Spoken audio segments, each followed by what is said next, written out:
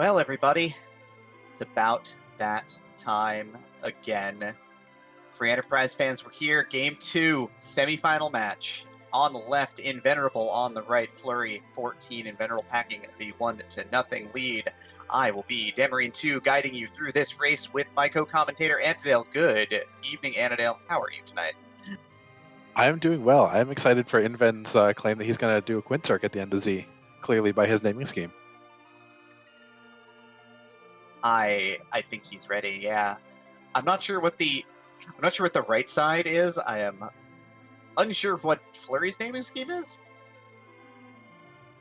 I would admit roughly the same bafflement, but it's going to be a great race. Excited to see these two runners go do their second match. See if Fleury can even this up to 1-1 and maybe force a game 3 tomorrow. I mean, Fleury's looked really good throughout this tournament. Like, if there's anybody who's going to push Inven to the limit, it's going to be Fleury tonight for sure. I think he knows. I think he knows what's at stake here. I think he's going to be in really, really good shape here. I mean, Invenerable. The story, of course, for Invenerable is perfection so far. Has not stopped at this point in time. So we'll see if he takes his first blemish on his record tonight. But we're gonna get started in just a moment here.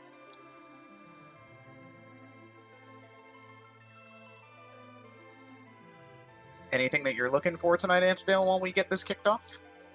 Well, as we were talking about earlier, I would love to see these two runners struggle through a 2-character hook seed. It's possible with the flex that we have available to us that they'll only have 2 characters in the party and maybe have to do the hook. So that would definitely stretch them to their limit. How about you, Demi? I mean, there's a lot of things that could certainly go on here. I mean, we've got the Sid Rydia start. There's a Golbez, and we're going to get Leviathan summon. All right, well,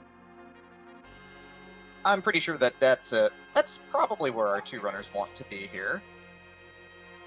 Yeah, that's not a bad start. Rydia just need a little bit of MP to cast those Leviathans, and it'll be hard to keep her going like on Hobbs without taking a couple of naps. But overall, that's going to simplify their early game.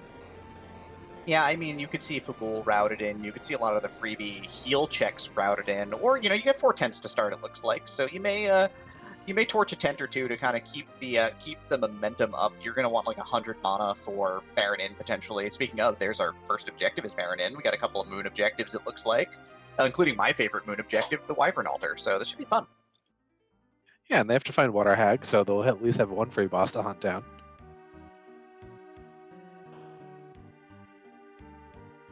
Inven running straight to Damsian, something I usually also like to do too, but that's because I can't keep the objectives in my head long enough and accept that I can go here and type them when I summon up the hovercraft.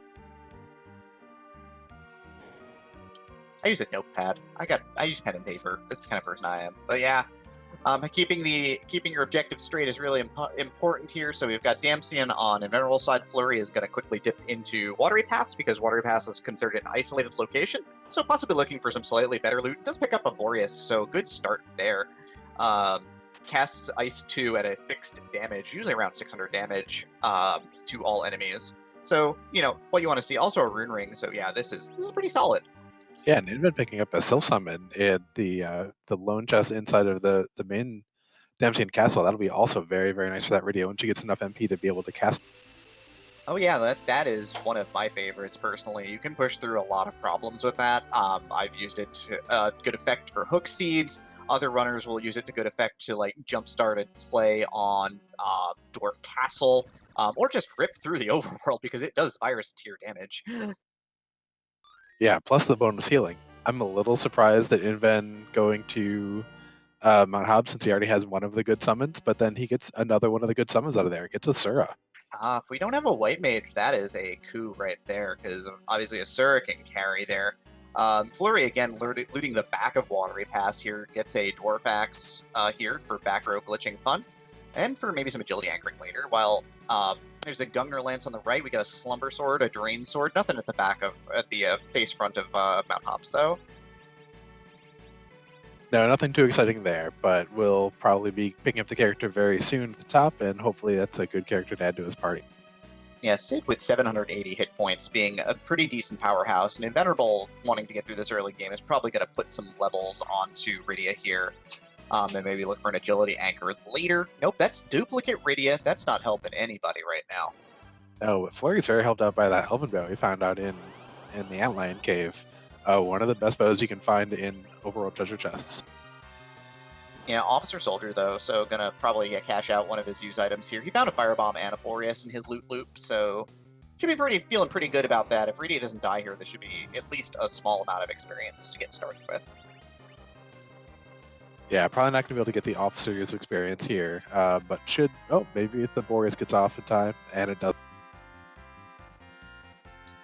Alright, still 8 levels means certainly enough mana to cast Sylph once he heals up that mana pool. Again, Sylph doesn't cost anything, but you have to have the 25 to pay up front to get refunded.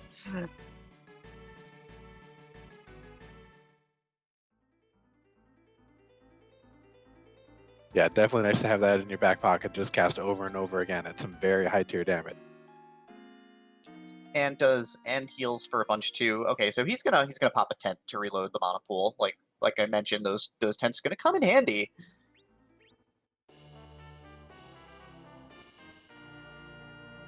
And this is definitely a summon seed, with Flurry picking up that Grimoire out of that last chest in the Outline Cave. Oh yeah, this should be real fun. We're gonna get to see the power of... We're not really gonna get to see the power of Rydia here. Let's go AFK. Let's grab a drink. Take a hot minute here for ourselves. It is King and Queen Evelyn, the freest of the free. Basically doesn't do much of anything. No, Flurry looking to speed up the fight a little bit, though, by attacking. If you kill off the king, the queen will just disappear on her own at her next action. And so if you can get the king down fast enough, it definitely speeds up the...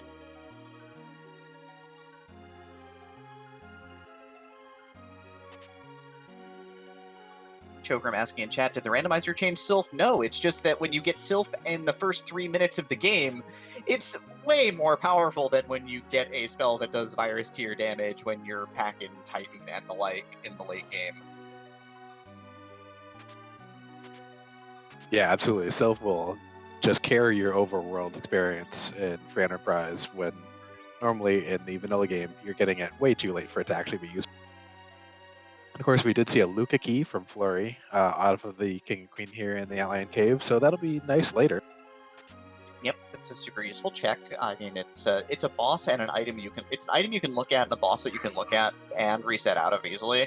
So it's one of the least blind checks in the game, which is nice. Yeah, and we already have Iridia to be able to warp out a little bit faster than just walking, too, so pretty nice overall.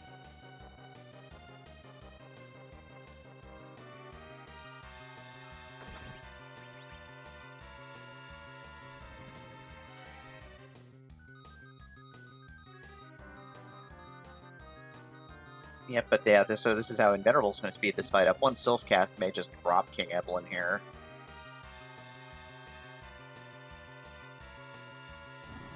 Good call. I think at a very high level, and we're playing at a very high level right now, semi-final match between two of the best runners in the community over the past 2 years.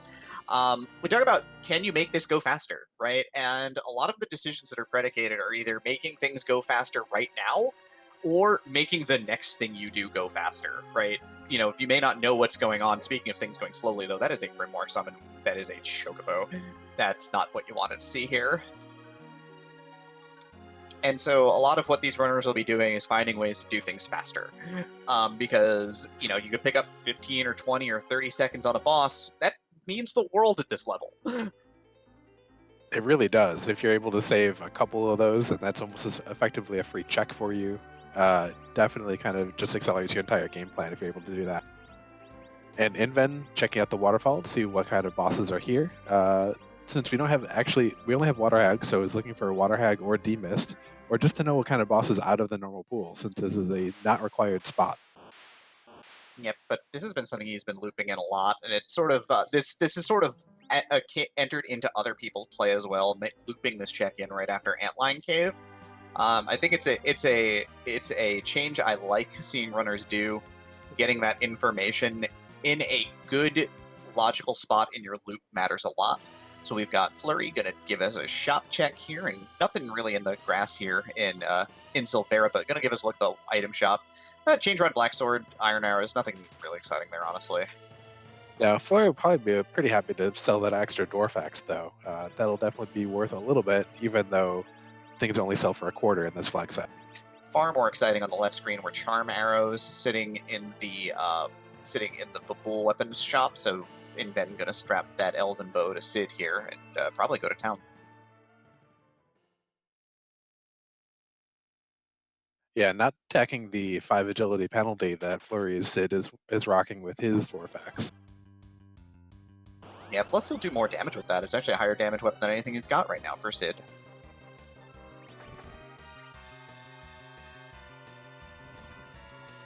And yeah, so we've got Flurry gonna get those charm-fletched arrows here as well. So he's gonna get the charm arrows working. He's gonna head on to the Fabul Gauntlet spot. Both of our runners gonna be facing down Mob Bomb. But Invenerable with that Self Summon probably gonna take a slight edge in terms of time. Yeah, definitely going to be doing more damage per cast than Flurry's damage per attack.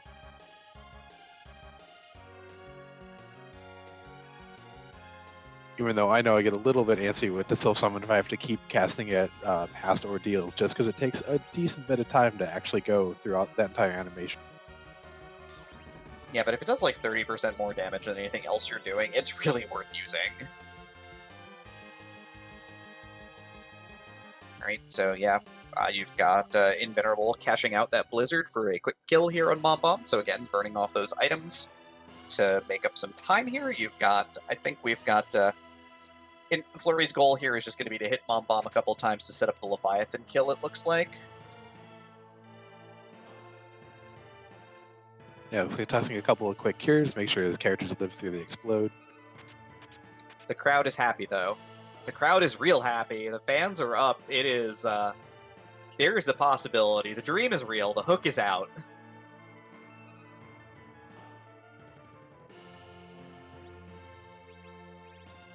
And even picking up a nice black belt too in the chest underneath Sheila's domain. That'll be some extra good strength for Sid. Yep. Also grabs 5 Thor Rages, so stocking up on those lightning use items just in case of Kainatsu or Odin in an oddbally spot. So Yeah, we've seen a number of Odins kind of do some damage to runners if they don't have a Thunderclaw or any lightning damage, especially that back attack spot. yeah, there's a few spots where Odin can wreck your run basically. There's Inven picking up the Dwarf Axe by the by. But yeah, there's just a couple spots where if you run into Odin in the wrong spot and you're not ready, you're gonna get crushed.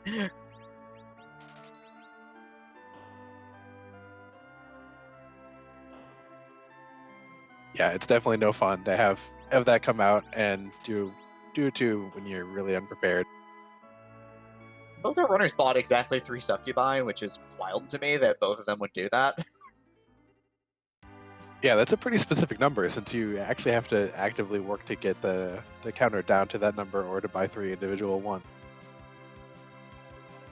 I mean, they're in the semis and I'm not.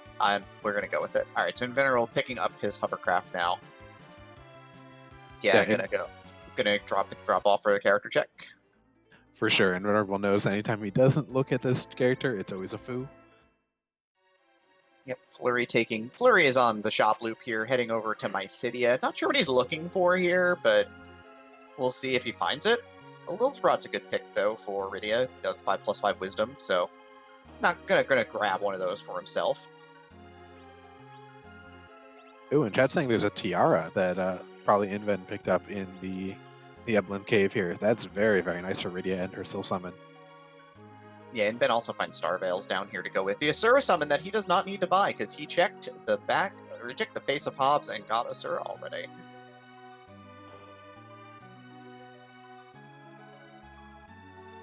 Finds Elven Bow and an Ogre Axe, neither of which he's going to pick up. He's already got an Elven Bow, and the Ogre Axe does not seem to want it yet, but it's also 45 grand. Yeah, it's a little early to sell the treasury for an Ogre Axe, however nice it is and however much Inven is on Team Ogre Axe. It's a little too pricey right this moment. S-Quarter kind of wrecks that. Like, 45 grand's a lot of money normally, but with S-Quarter and things selling for half as much as what you're used to, yeah, 45 grand is an investment, and oh wow. There's a blue robe, and that's another Sid. We still at 2 characters. So potential for 2-character gauntlet at the Rubicon spot. I mean, I'm most excited for wanting to know who is at that King Queen Evelyn spot. The Gauntlet, I don't know if it's going to be all that rude with Sylph Summon. I mean, the gauntlet, I mean, you do need to level your Rydia up enough, and with the Tiara, it'll be helpful. That gives you a ton of armor. Like, you just basically strap all your armor to Rydia and just keep her alive. Yeah, but exactly. It's slow. It's real slow, and you'll get some Leviathan cast, but you've got to really meter your mana usage and maybe try and find like ether ones in the overworld. But ooh, could be spicy. Yeah, both runners almost certainly going to be checking Baron in too for another character at some point. Some good items here. Some Dragoon gear, full moon bow. I think Inven's done with this place though. Yeah, pulling out the warp decides the better part of Valor is to stop checking chests and not run into those stalemate, because they're going to be bad for this team. Yeah, the stalemate just killed this team outright, basically, just by looking at them funny.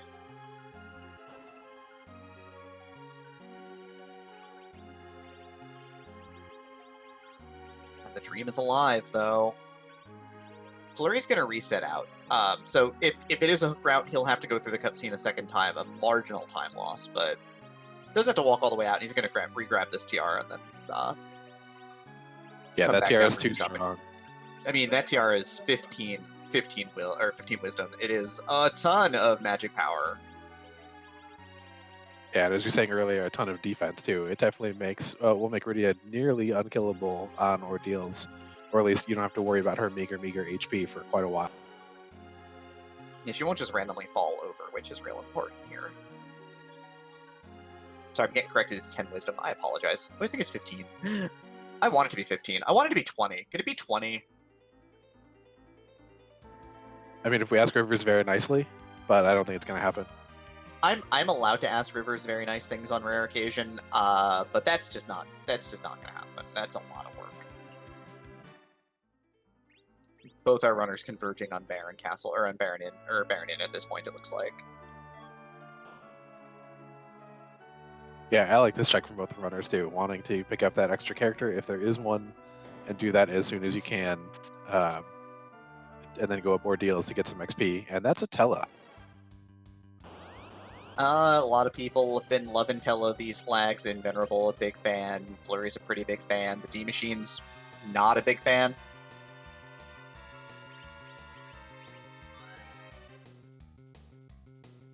Yeah, Tella is most useful for those D Machines or just the general utility he brings. He'll get you some single target Gear 4s that will fully heal anyone. You get Berserk in a can, and you get some exits and other black magic niceties. And we have a Mylan Z who is cured away, and then some elements, so some extra Mylan Z. So we've got Mylan Z followed by Mylan Z. However, we do have the power of Leviathan, which is going to wash Mylan Z out of the Baron Inn permanently this time. Permanently. Into the deep ravine. Comes back with friends. We don't care. And more headgear for Rydia, or even Sid at this point, if you really want him to stay alive, or Tella. Also lets you potentially cheese Evil Wall if you can keep the character with the ribbon alive. All in all, a pretty good piece of gear. You've got Leviathan showing up, gonna make an appearance on Fleury's screen in a hot moment here. Goodbye, Elements. Been nice knowing you. Have a nice afternoon. Don't come back. Yeah, that ribbon also very nice against the Golbez that we saw at the beginning of the seed in the Baigan spot. Will prevent the character from dying instantly to the Shadow Dragon.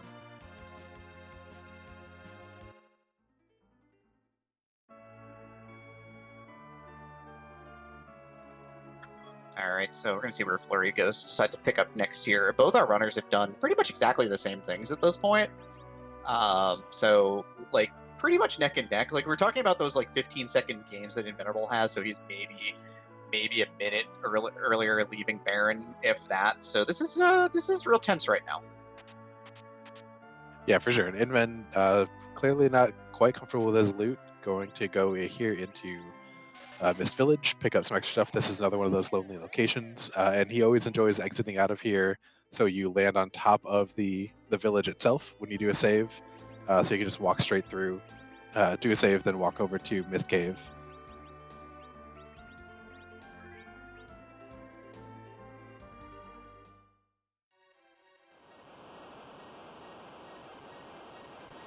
All right, so second boss check here. With Flurry and Invent both lighting up Farron in at this point in time. Second boss check over here is... Oh, that's a good boss to see out of the pool. Baigan is not going to be swimming with us today. Yeah, I'm sure Invent is real sad about that. I don't think anybody's ever real sad about that. Except chat. All right, yeah, well, chat's a bunch of people who just want to see us all suffer when we play this game. Absolutely accurate. Ooh, a cursed ring in the pot. That is excellent news. And we've got a white mage spotted. Well, there's that vanilla that Dathis is well known for rolling. You know, that's the vanilla everybody wants to see. Everyone wants to see Rosa. Rose is fantastic. We're going to get some more Mylan, though. We're going to kill all the Mylans this seed, as it is a little bit more vanilla for you fans.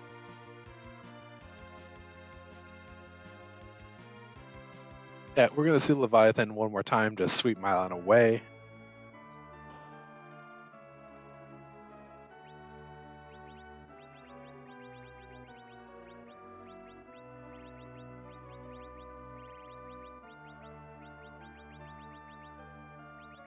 And then going to sell some gear here, looking to probably pick up... Looks like there were silk webs here in Toraya, so looking to probably empty out the inventory a little bit for 2 or 3. Grabs 3. And, of course, Mylan's all like, God, I got bodied.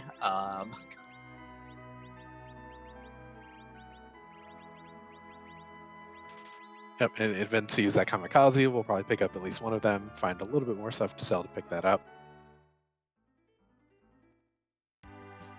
Always nice to keep one of those around for Plague or for just speeding up your Dark Elf fight in the first part of the Cave Magic's chapter. And we see Wyvern here in the back attack spot, even though you get an extra turn of delay so that so the fight's not impossible.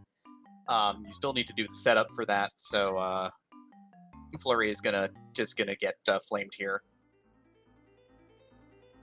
Inven gives a white chocobo a hug, and he is my hero.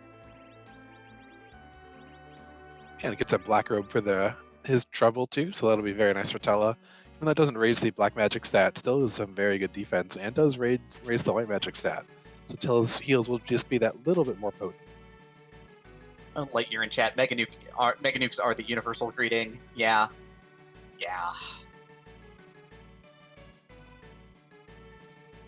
But slows down time, and so Flurry wakes Wyvern itself instead. So he's out of here. He's done with Wyvern. 2 bosses down.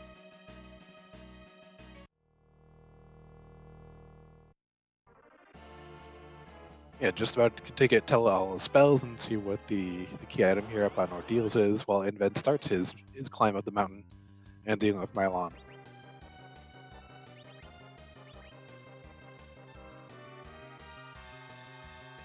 All right, out comes Leviathan here for Invenerable as well. No Jock here, so very similar stratagem.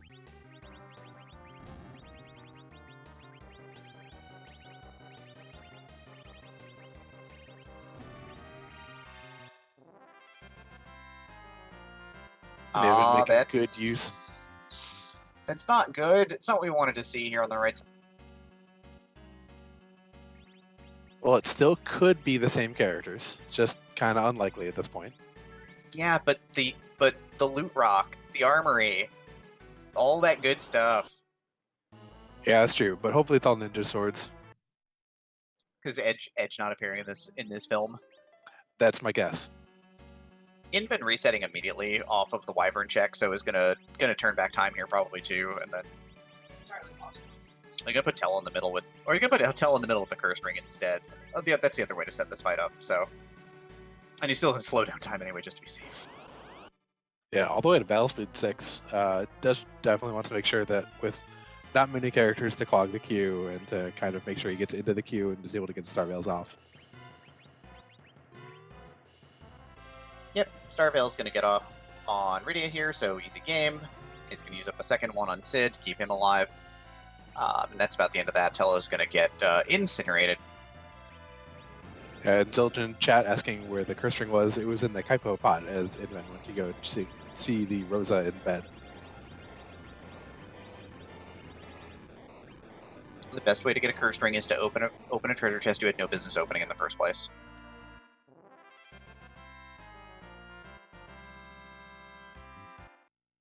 I mean, that one you at least have a little bit of business if you want to go check the character, just to get information about who else could be in the seed. That's valid. We'll go with that. All right, so Fleury done. Inven not far behind. So Fleury, of course, I believe is going to probably cash in this Earth Crystal for gear first, and then check Tower of Zot before going underground.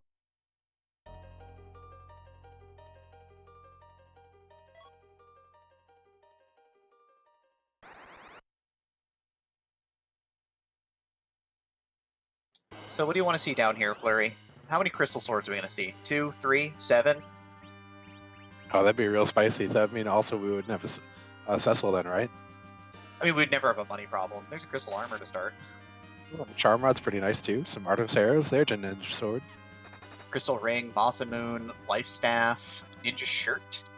There's an earth hammer, so you know, it's a little something for everybody, basically. Yeah, it was really nice. There's a lot of stuff to sell that'll sell pretty well. That ninja shirt's going to go amazingly well in someone else's stockpile.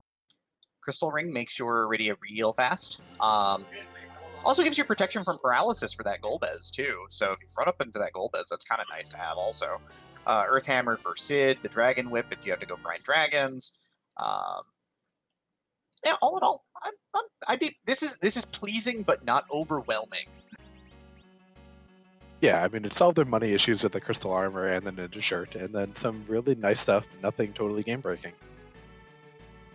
Not bad at all.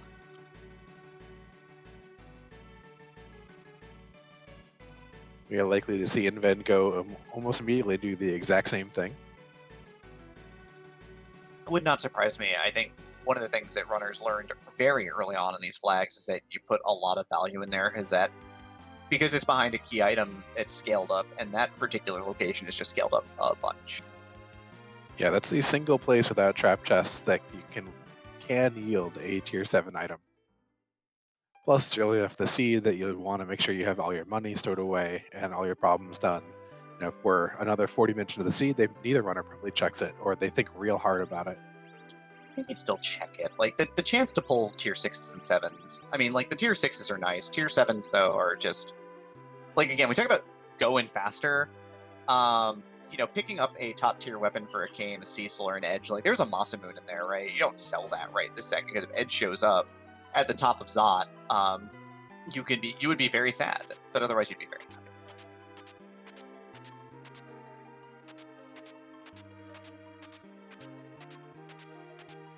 But yeah, this is all good stuff. Like I think the biggest dud in here is like Ninja Shirt, and that just sells for a ton of money. Yeah, I'm not sad about the couple thousand gold I get for that, because that finances a couple star veils probably. Yeah, I mean any sort of financing of your anything is good here. Probably gonna we're gonna see the earth hammer come out here. It looks like for Sid. Assuming that Inven actually could manage to get up to the arrow hand, there he does. Yeah, I mean, he was trying to do the one-frame flick where you change slot as well as hit A at the same time, and then you are at the bottom of your inventory without having to scroll through the bottom of your inventory. There is some tech in the menus in this game.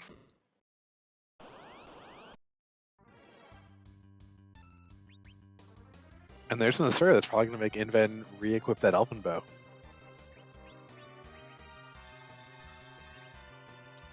Yeah, and a single Asura is not going to do the job here, so Fleury's going to set up it looks like, yeah, this is going to be a double Star Veil Sitch here for him. This spot has a ton of hit points because it's the Mega Sisters, but you get all the hit points of all 3 of them. So this spot's healthy. So you do need to do a little setup. It'll probably be a double Leviathan situation here to go get the kill, but should be pretty straightforward now.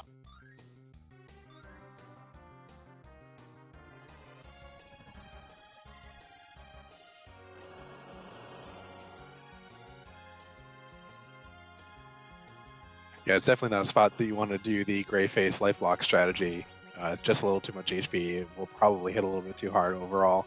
Although Tell in the back row with, I think, a diamond ring for Flurry, or maybe put the rune ring on. Not doing a whole lot of damage to his part. Yeah, this doesn't seem too worrisome, honestly. Just gonna blink Rydia just for some bonus safety here. I'm gonna there it is. Like you said, Artemis. There's the Artemis arrows and the Elven bow for Flurry, looking to put on the hurt onto Asura real quick here.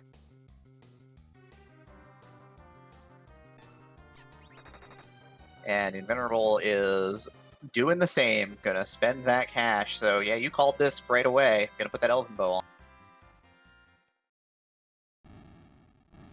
It looks like Invenerable trying to save some Star Veils, though. Casting that wall directly off of Tella doesn't last as long from Tella, especially because he has some pretty low white magic stats. Yeah, but he's gonna make Sid angry, and Sid gonna shoot for 4K a shot probably with the Berserk rolling. So yeah, shouldn't be a problem here. I mean, it wasn't gonna be a problem anyway, honestly, but. Yeah, neither runner are terribly worried about this, just trying to get through it as fast as possible. We've got more black mages. Yeah, definitely enjoy seeing the Quake Kid. He learned some of the important spells much earlier than Rydia and has a much better HP curve or XP curve, so gets a level sooner too. And then we see a Kinatsu down in what will be the Golbez, or what was the Golbez spot in Vanilla. So that's a great place for the runners to see a turtle, because that's not scary at all. Yeah, very happy about that. Here's character number 5. We've got Kane. I know Flurry's got a Gungnir Lance and a Dragoon armor, and yeah, this is good times. This is what you want to see. I think we're all about this life here. Yeah, that entire hook route, not so worrisome at all anymore.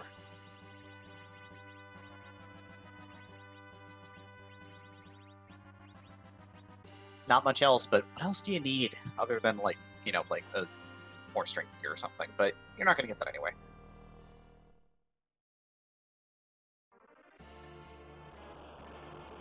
Yeah, no, that Kane's pretty well equipped for being level 10. Yeah, amazing on Faros in chat pointing out that this was a Sinister Tower. Both characters that are up here are left-handed.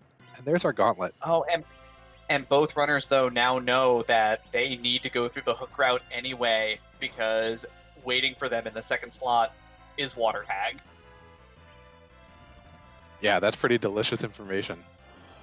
Yeah, I mean, both these runners should be charging through this pretty quickly, and this will help get Kane. This will help get the Kane and the Palom up to speed as well.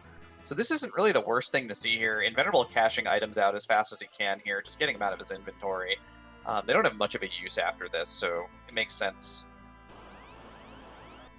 Yeah, I wonder if either runner will now bother with the Mad Ogre chest down in the upper Babel, since both the Palom and the Kane will probably get some pretty decent levels. Palom might even get up to Virus here. Yeah, I mean, if you can keep, you've got to keep them alive, though. I think that's the big thing here. All right, so Rydia going to burn down to 11 MP here to get this clear. Same thing happening on Flurry's side, it looks like. Get some chanting. Yep, that's a Leviathan chant. The thing is that Invenerable, with the front row Palom and all, is still alive. Flurry's Palom is dead. Flurry is almost definitely going to need a Mad Ogre to finish up the experience to get Quake rolling here. There's Virus on the left screen for Invenerable.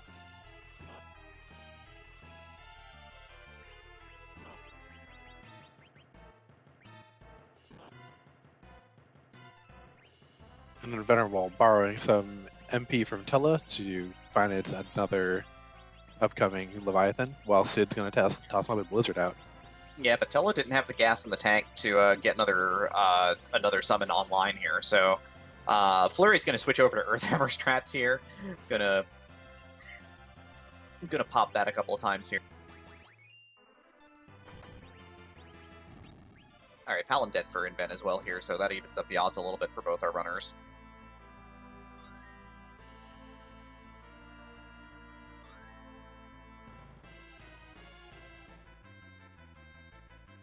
Yeah, at least Tella had enough to finance an infinite number of Sil summons, though. Man, for the low price of 25, it's pretty good.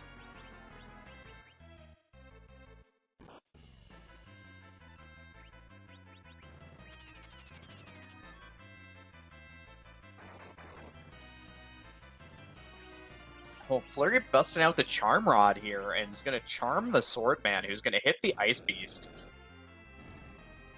That's some heads-up play. That's not something you see every day. No, I forget that that rod can even charm things. I just enjoy it for its very, very good black magic boost. All right, so we're up to the jelly slime cream combo here, which is going to require a spell cast. So getting a virus cast off or a elemental magic cast here should do the job for Fleury, and Invenerable is done with his 5 fights here, just tearing through. Yeah, those J items he tossed it early, and also in this fight with the jelly slime and cream definitely propelled him a little bit faster than Fleury has been going through this fight. Yeah, absolutely. So Fleury's going to be on their 5th fight now, though, so not so bad at all. Again, going to try to charm the witch here to, again, kind of get them off the back. And what do we got here? It is a crystal pail, a bucket made of crystals. I mean, that's nice and all, but still no Cecil and not really great. Nah, but we're going to take a pretty powerful party through the hook route, honestly. This is pretty strong. Yeah, they might have been feeling a little nervous 15 minutes ago, but feel just fine now. I mean, with Leviathan, it's a little hard to feel nervous, but now you've got some meat shields to keep your kids alive, so that's kind of what you want to see. Yeah, and you only have to deal with Water Hag down there. Water Hag will largely be a pushover at that spot and give you a cool 25,000 XP or so. I mean, that is pretty cool, honestly.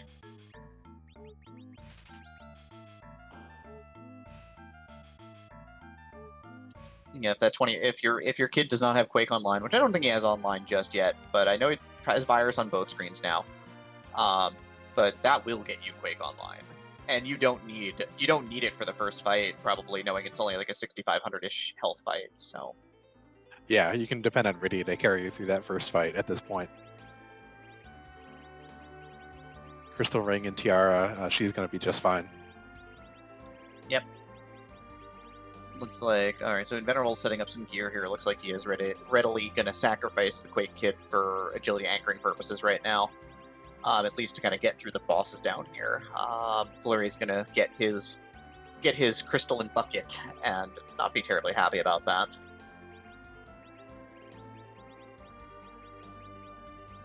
And since Inven never went to any of the Watery Passage, doesn't have the gun gear that Fleury does, and also doesn't have the rune ring that Fleury had picked up. So Kane just rocking the basic gold spear. Again, I think he's going to be relying on Rydia and the Cid to carry through here at this point. And then, again, knowing the second boss is Water Hag, it doesn't really matter. You have an agility anchor set up for the second boss, which ends up working out pretty well.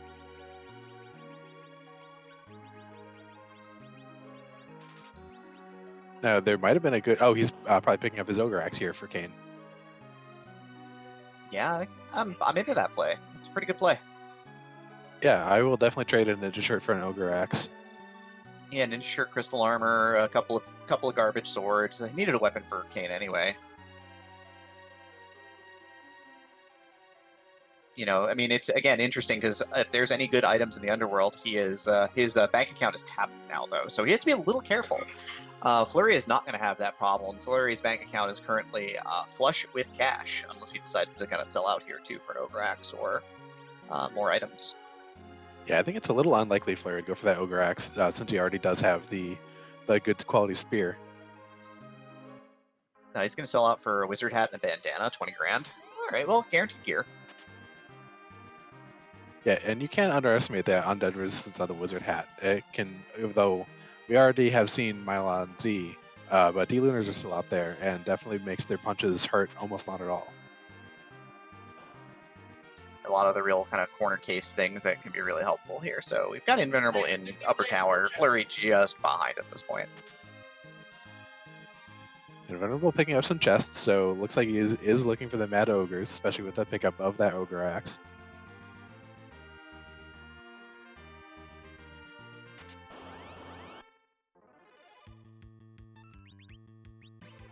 I mean, sometimes the experience is just good to have. I mean, you've got... Still going to summon Leviathan here as well. and then try and use size on these. Leviathan's still going to hurt these. Mad Ogres have a massive magic resistance, but Leviathan does so much damage that it's still going to get through for something. Yeah, it takes out half the party. He's not bothering with like life glitching this. He's just happily just killing it for the fact that he can kill it. Yeah, this might be a just get the kid a little bit more XP to get him up to Quake. Yeah, it's an appreciable play, honestly. Like that's just. Again, I think he has a good sense of how much experience he needed for Quake, honestly. I think he just fell short. Oh, yep, just shy.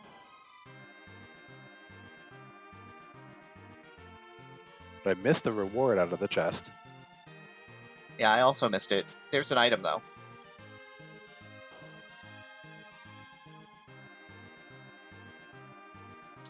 Oh, got the crystal cooking glove. Yeah, so we'd have a very decked out Cecil in crystal gear if we found one. But unfortunately, most of the stuff has already been sold on Inven stuff. Again, having already seen 6 characters as well, your full 5 party, plus you know a Rose is out there in the Great Wide World. Oh, Fleury picked up a Sylph Summon along the way here, so Fleury now has access to the Sylph Call as well. Probably a little later than he would have liked, but we'll go with it. Oh, this is rude. It is a little rude, but Sid might have it just on his HP alone. Yeah, Sid's gonna need to hit a Cure 2 here. It's gonna need to hit a good Cure 2, or might need a little more health. So this is a little bit rude. Gonna slow down the battle speed. Probably gonna set up the party a little bit differently here, so you can point a bunch of Cure 2s. Yeah, this is a Cure 2 setup. He wants to point a bunch of Cure 2s at Sid. Burns the apple on Sid as well. Fleury gets the bad news. Sid particularly gets the bad news. He's got to take all 3 waves.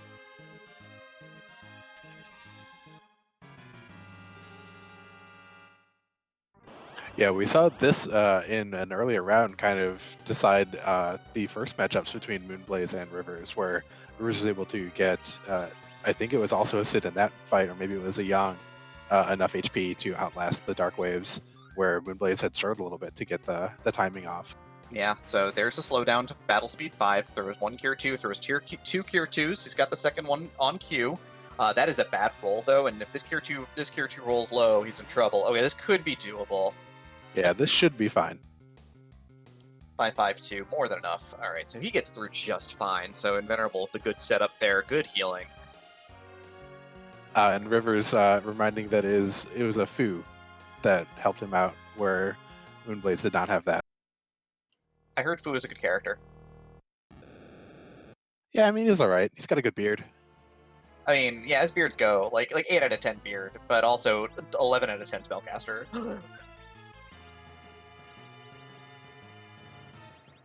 You did, Penguinator. You did indeed spy a crystal ring on Rydia. Both runners had looted the Troy Treasury, which did have a crystal ring inside of it.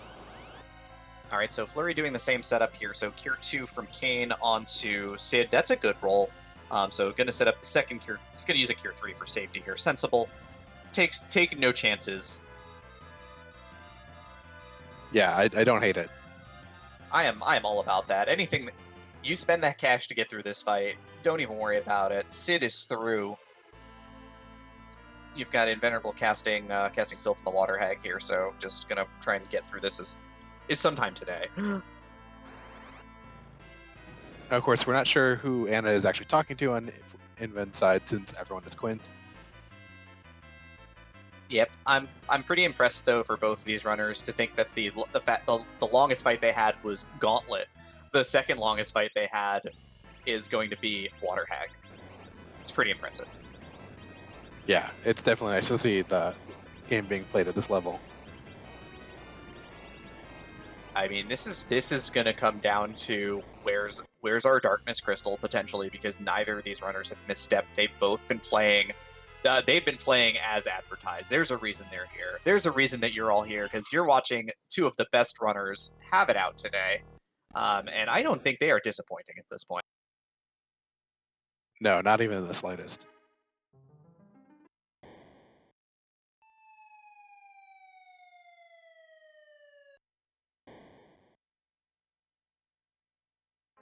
We'll probably see Inven sidestep a little bit here to get the first news on who's the top of lower Babel. And that's some dolls. I saw something good there. Yeah, Leviathan's going to be very, very happy to sweep them away also.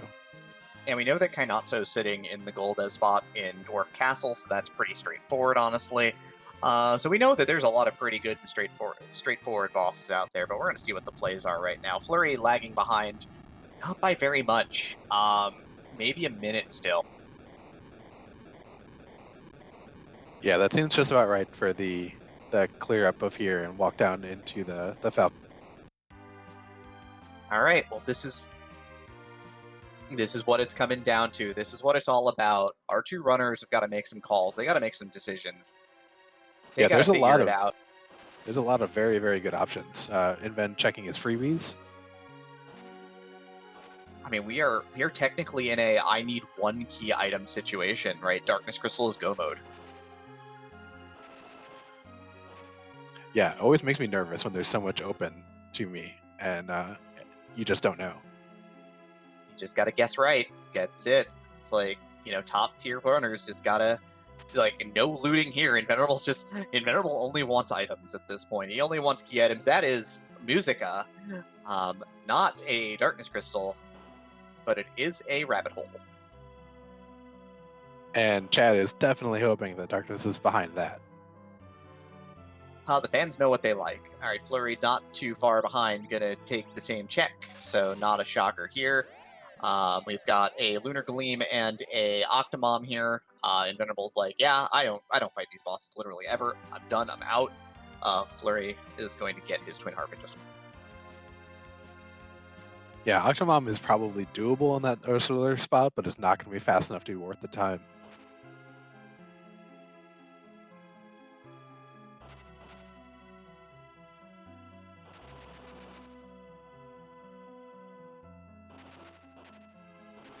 Ben wants them freebies at this point, so he's going to go down and say hi to Yang and see how he's doing in Convalescence here. So far, it's been Yang not appearing in the seat either.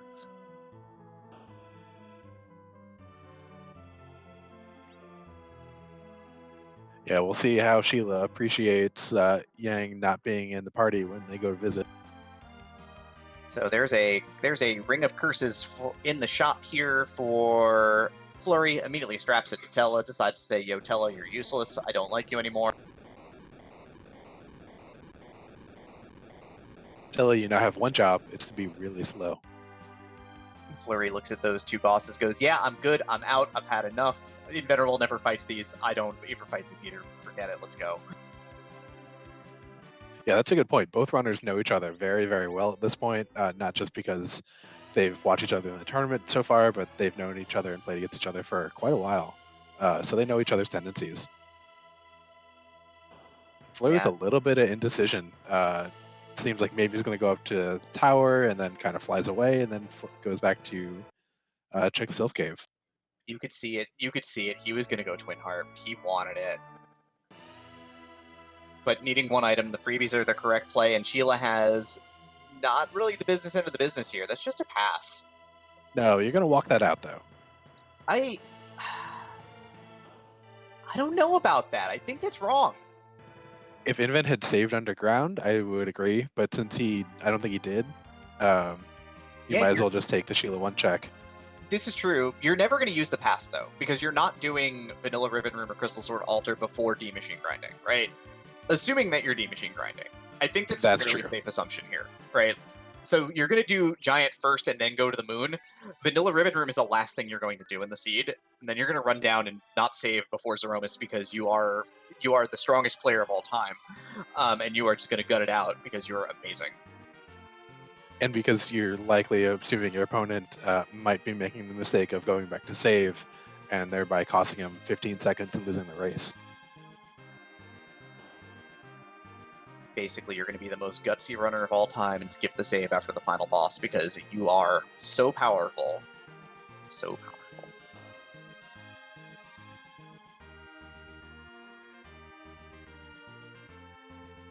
Fleury, pass, gets it in hand. Invenerable, Keyless Tower, running up to the top. He saw Dancing Dolls and he's like, yeah, I can one-shot this. Let's do this. Yeah, and he loves this play anyway, too.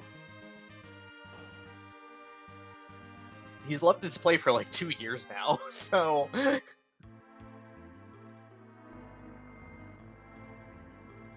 But I guess this qualifies as hitting up your freebies because Dancing Dolls up here is FREE free.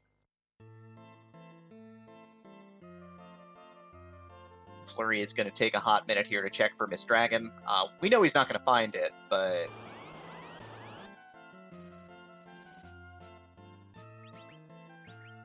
Yeah, but he's definitely got to get those information checks in now, otherwise he just wouldn't get them. I appreciate Invenerable literally just healing Rydia, as well as Fleury literally just healing Rydia for these 2 checks, because, like, I just need Leviathan. I don't need anything else. Everyone else can die. Yeah, 0 other people on this party have anything to do. And is that Rydia getting virus? That sure was, excepting Inven's not keeping that experience. That's a power trip. Yeah, good item for a different party. Good item to not walk out of the tower.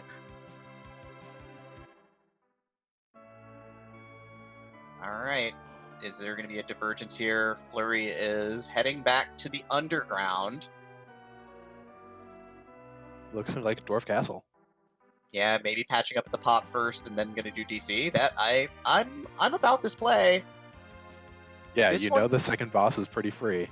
And you know that the first boss, because like some of the real long ones are out right now, so you know that the first boss is probably in play as well for you for being pretty straightforward. So both our runners are going to converge neatly on Dwarf Castle. We got Quake on that right screen. We've got all the power really kind of pump going out here now. It's going to unanchor here because of the possibility for... these are slow bosses, especially Kainazo, so you want to take advantage of that.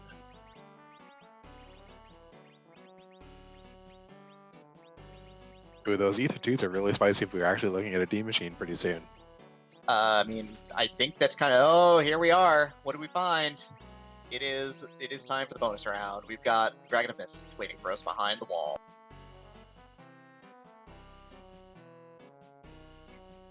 Invenerable discards the Masamune, or the Murasame, decides, you know, Edge isn't showing up. Heck with this place. I just need illusions and stuff. Yeah, a little late for a cell to actually assert dominant over the seed, but definitely useful. I mean, I think some dominance has been asserted at least, but maybe not like peak I sold this immediately dominance. Exactly. There's a very small chance of Edge being in the seed, other than, no, I don't need Edge, period. I mean, I don't know if you really even take Edge with this party at this point. I think you just kind of go. I think you just kind of roll with it. Maybe you replace Sid, but alright, so we've got Leviathans and jumps and all of these powerful things coming out. Not quite enough damage on Fleury's side, so we are going to get a mist phase here for Fleury.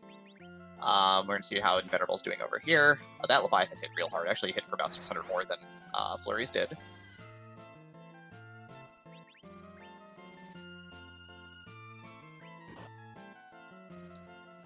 Going to try and cast a Sylph with the low cast delay. Down goes Palm. But gets it off. Yeah, so Inven not going to see the mist here. Going to catch up a little bit of that time that he spent doing some preparation and doing the top of tower. Our runners are pretty darn neck and neck. Oh no, did he get there? He didn't get there. He just fell short. Oh no, never mind. He doesn't get this time back at all.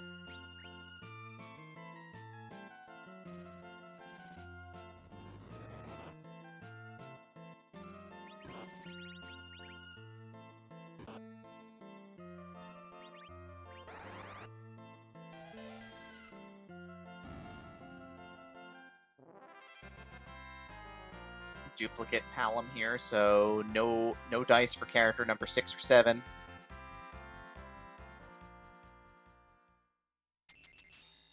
Replacing a Sid with a Rosa would be real good right now. Yeah, although I might be tempted to replace Kane with the Rosa and just leave Sid as like a nice HP battery for Zeromus.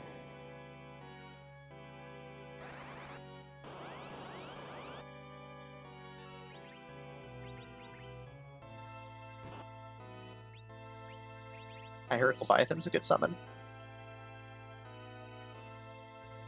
That seems to be bearing out.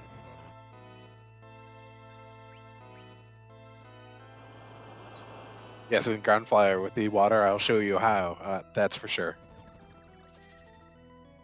I mean, Rydia has enough gear that she just saw the wave coming and sidestepped it.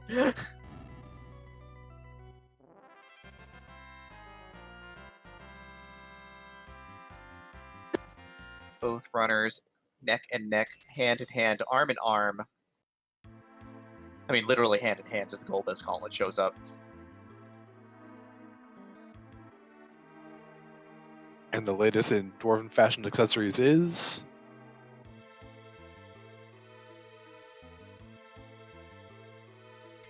a sand ruby. A very pretty necklace. A very pretty necklace for both of our runners. Luca, good taste, 10 out of 10. We've got Fleury selling out. Fleury doesn't even need to sell out, but he's going to grab some ethers and some illusions here. And I guess both our runners are probably going to head on up and just check Mist Village and grab everybody's favorite white mage, Porn. I mean, Rosa. Yeah, this is 100% a go back upstairs and get both runners like a second apart and getting into the airship. Man, this is some good sync. If this is Rydia's Mom Darkness Crystal.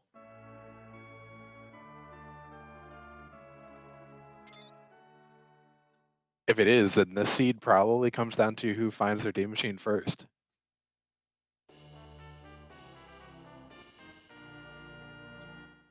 It's a blank. Adamant Rock. Well, it's a key item. Our runners are now on key item number 6. Invenerable not picking up Rosa. Nope, Invenerable just moving his airship. Never mind. I thought he might have left her behind for a later slingshot. Yeah, it'd be a little bit tempting, but he also only has 3 boss checks to do. Yeah. Again, very tempting, but not in the cards. Both our runners grabbing Rosa. The sealed cave next, probably. Oh man. Yeah, you wonder who feels spicy about that Twin Harp that's been in their inventory and who feels spicy about the Luca key. Because no one's touching Fey March until they have to. Sid out for Invenerable. Palom out for Fleury. Fleury announcing intentions for Berserk strats in the end game. Invenerable looking to set up some Reflect strats, I'm sure, here. I think the other thing is Fleury knows that it'll take fewer D-Machines to clear out than it will take Invenerable if Invenerable intends to get Rydia to nuke. This is very bold. This is very bold from Fleury, though.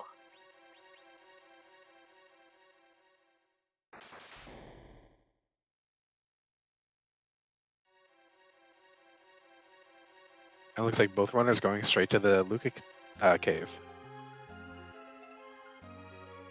Step for step.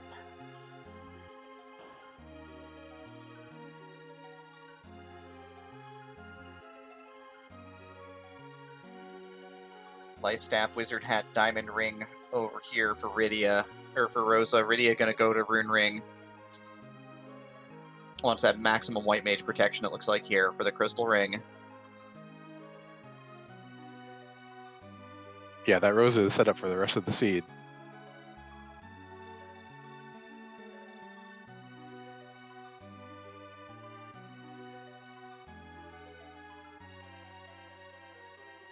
And Fleury doesn't save after doing all of that menuing. If this is not the Darkness Crystal and he resets out, that's a little bit painful. Yeah, it's a little tough then. That's just one of those little things that saves you 15 seconds if you make sure to save after you do your menuing, so you don't have to redo it. I mean, as details go, it's a small one, but it can be real big in the end game. You don't want to pop the menu open if you don't have to. It's an assassin knife. Invenerable immediately hits the reset button. And hits it again because he loaded up the wrong save.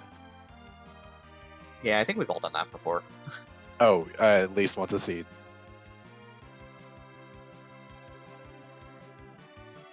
Inven's already checked Keyless Tower. I think we know what time it is, chat. I think chat's already on board. I see a few Freen Harps. Get your Freen Harps out if you have them. Wait, why are you we're getting your? some Why? music. Wait. Why are we getting the harps out? Shouldn't we be going to Feymarch? There's 2 checks down there. Come on, chat. Really? Suckers for the music. I can't believe it. Antidale, I just feel like Invenerable is pandering to the crowd instead of taking on challenging bosses for my own personal entertainment. He might be trolling you specifically. There's Flurry getting the news. It's an Assassin Dagger. There's a reset.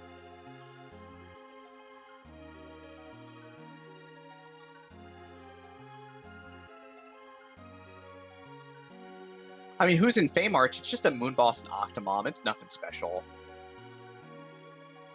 Yeah, I do think that Octomom is fairly straightforward, although the very low level Rose doesn't help you very much anymore.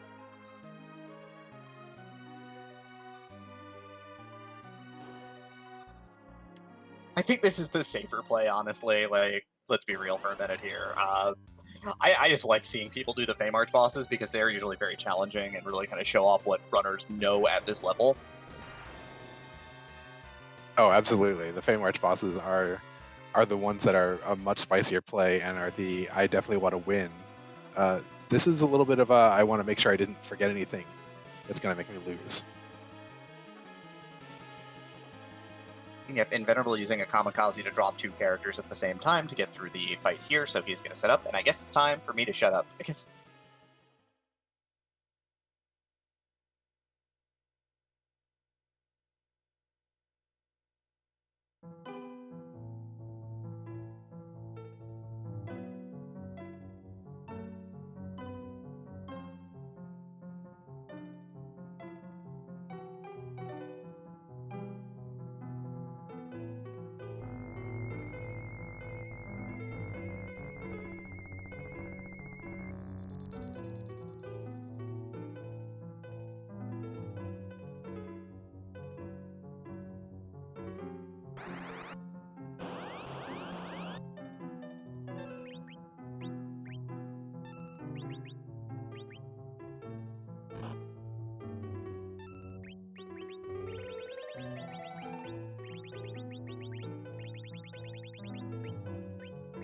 So, Antidale, what do you think about seeing D-Lunars down here?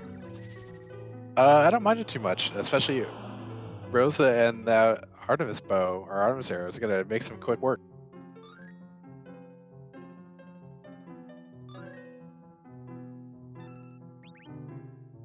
But that all that magic power here, or magic defense, making Leviathan not so strong.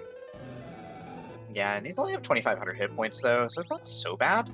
It's just, you don't want to hit him with the direct fight command, because you don't want to get beaten down by those virus counters.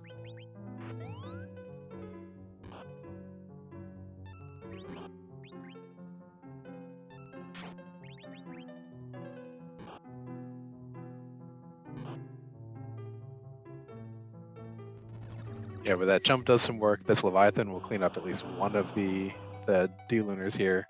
And I think that queued up Fire 3 will clean out the rest of them.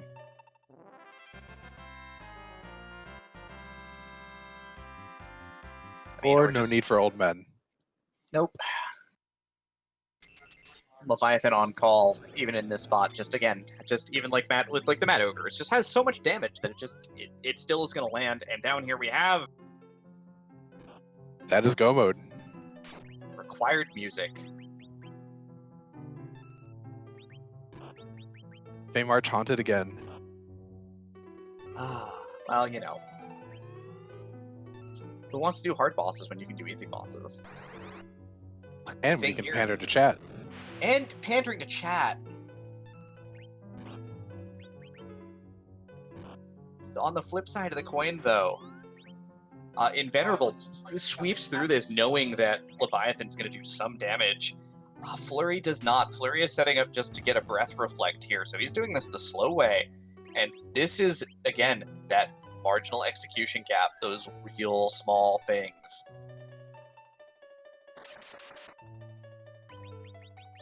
Yeah, Invenerable might have some extra knowledge about the magic defense here from doing the Valvalis chart that he had done earlier, where kind of showing where she's nukable. So he's maybe a little more familiar with exactly what the magic defense is for a number of the bosses at this spot. Yeah, so okay, so both runners have dropped Rosa for slingshotting purposes here. Flurry is going to clear through, gonna grab a Darkness Crystal, and it is time. We are grind and we are go. We've got 4 bosses to kill and then Zeromus.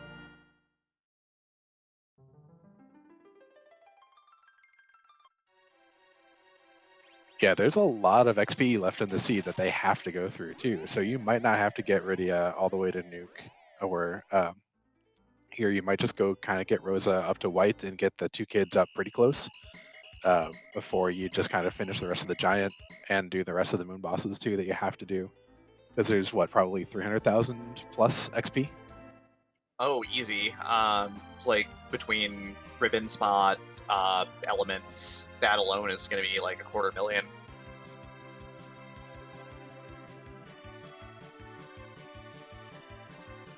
All right, so Invenerable again packing maybe a 90-second-ish lead right now. If so, still it's gonna come down. It's gonna come down to execution here.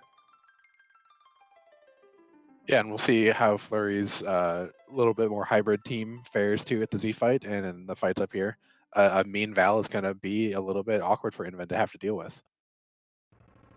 Yeah, I mean you've got Kane, but Val's gonna be fast and hit hard, so you'll have to stick slows and you'll have to really set it up. But first things first, though, we got to find a grind fight. Yeah, both runners, if they didn't start the seed up with the grind fight minute.jpg, quickly are finding that in their computers and bringing it up. The step route has shown us exactly where we can pick up the grind fight, so we're going to see both runners save, probably check the element spot just so they know who's there, see if it's free, and then do a quick reset, turn on encounters, and walk around for a bit. Wait, you don't have that JPEG set as your computer background? I don't. I thought about it for my phone now. Zarabora giving us timings, by the way. It is 80 seconds. Whale cutscene done at an 80-second differential right now. So yeah, about 90 seconds. Yeah, that is awfully, awfully close. Flurry going to the moon, looking for another character maybe. Yeah, Flurry did not go up to the giant first here. Nope, decided to change his mind, so gonna lose a little bit of cutscene time here. Invenerable doing some item setup here and is gonna bring back Rosa, pop a tent. Both our runners have Ether 2s. They've got Succubuses. They've got one heavy physical hitter. They've got a big old stack of life potions. So I think we're in good shape here. Yeah, and we've both runners have done Dwarf Castle, so both Rydia and Palom have Ice 2 if they want to get cheeky with the Ice 2 grind too.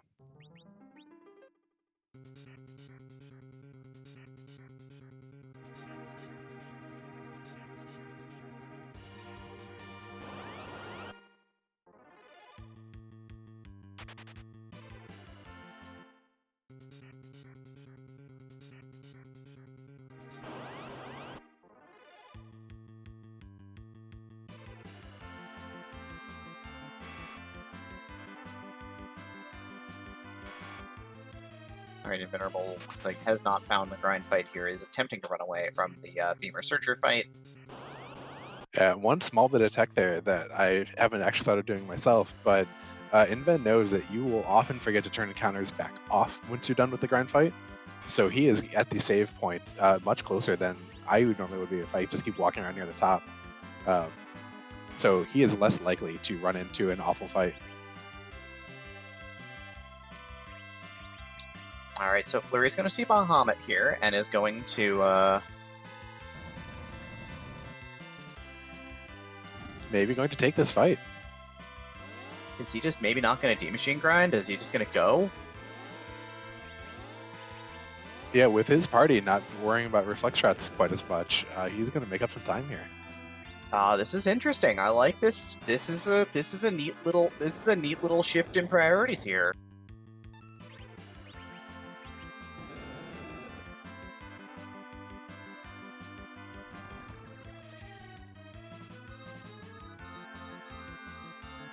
The only thing here is you've got to be a little bit careful about not letting your veils fall down, but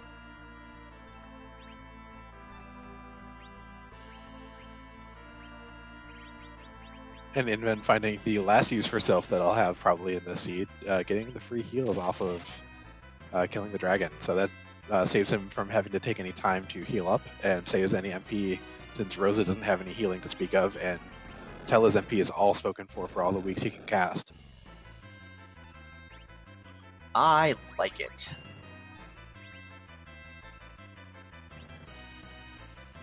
Yes, the chat is letting us know. Yes, Fleury does have a cursed ring. Came out of the Feymarch armor shop.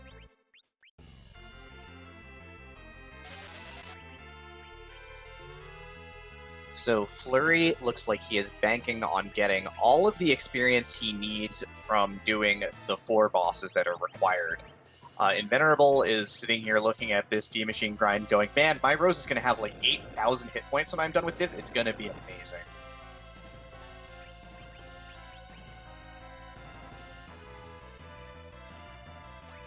And Fleury, left with just a Sid, gonna have to life everyone up and get some more Star Veils back up. This fight's gonna take a good bit of time. I mean, it's going to take about the same amount of time it would take at any other time, because time is running out. Once the walls go down, so do you.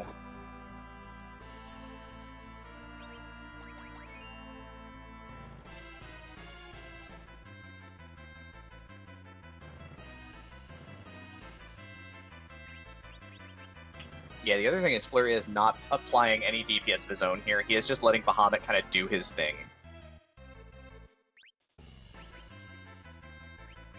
Yeah, definitely rationing out the Star Veils, not bringing up much of the team. Only worried about pretty much these 3 characters getting XP. Or maybe it's just those 2.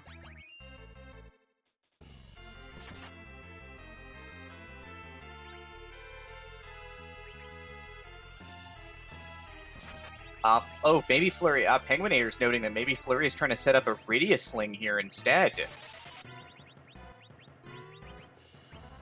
Yeah, that is a good observation. I mean, Penguinator made a big run in this tournament and, you know, fell a little bit shy against Rivers, but obviously a tip-top runner making a tip-top observation. So thank you, Penguin.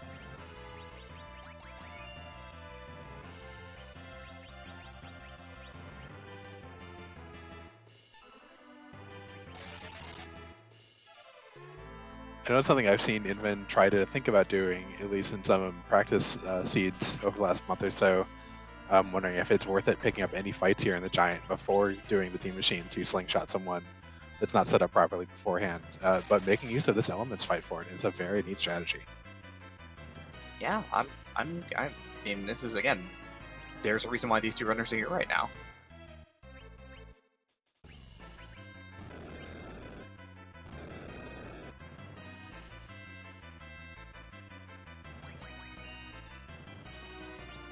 Still has not killed the 60,000 plus HP Bahamut here.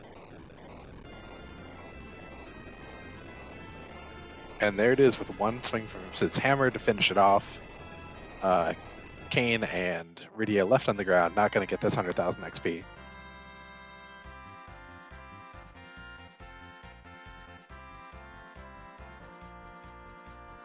This becomes really interesting now. Does this become a situation where you just skip the D-Machine grind altogether?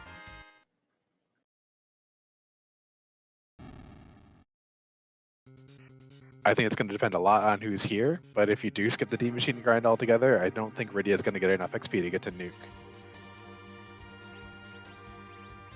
Yeah, it's true. A lot of risk and reward here, certainly. This is just really interesting at this point in time. This was not the divergence I expected to see. No, not at all.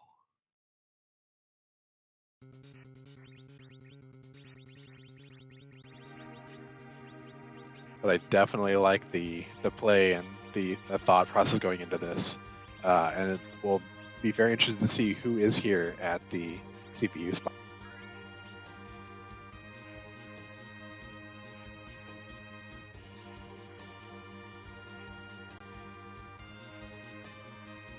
Alright, so second boss coming up here. Invenerable is probably about 2/3 of the way through his grind, at least at this point, so he's doing enough to get Rosa over the top. I don't know if he's gonna do enough to get Rydia up to nuke here, but there's a chance. I mean, he might be counting on the last couple 100,000 experience getting Rydia the rest of the way, so he might be going for about 750 grand here, so maybe 16. Yeah, and here we see a Dark Elf. This is a very nice fight, at least in terms of being able to be easy, but you won't get all the XP here. Yeah, that's not quite what you want to see. I mean, free boss, good. You're trying to go fast, you're trying to push. So, respectable, certainly. Again, like you said on the flip, not full experience for this spot. This is not a great experience spot anyway, but still. Now, this is normally 150,000, so he'll probably pick up 90 or so, I think. I mean, that's still very good. Oh yeah, it's still fantastic, but it's just not all that he would be hoping for a slingshot on his cane or his Rydia. Yeah.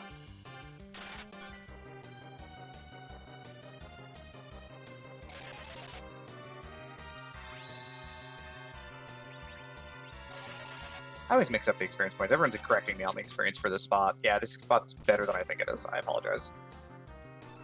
Yep, so Invenerable cashed out for 771,000 experience points. Again, right around what I figured he would. But that'll get Rydia real close to the line here, and Rosa, of course, is gonna, see new heights. Yeah, Palom also getting close, just a little bit shy, getting Meteo, but not all the way to Nuke. Yep, but Rosa's gonna get all her spells and, all the hit points and all the love. We finally got a meat change on Fleury's side. I think Tella probably is either has a weak or a stop cast already, because I see him chanting. Yeah, if that's a weak, that's kind of the business here.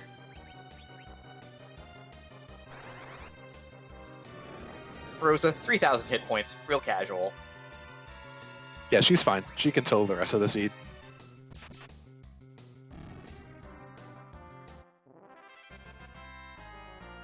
Weak sticks for Fleury. Fleury is through the giant first. Okay, 120,000 is pretty good. Yeah, there's Cure 4 and Rosa. Does not get, obviously not going to be anywhere close to Nuke on Rydia, but Cure 4 and Rosa was kind of where we wanted to be. Man, 3,000 hit points Rosa. It's the dream. No, the dream is 3,000 hit point for him. That's a lot of D machines. That's a lot of D machines. So we're almost there. Fleury has a bit of an edge. That's a duplicate Rydia, so no character. So last character hidden away in either Baron or Package, and no one cares. Fleury gonna give us our first look at the moon now. He's gonna go up first.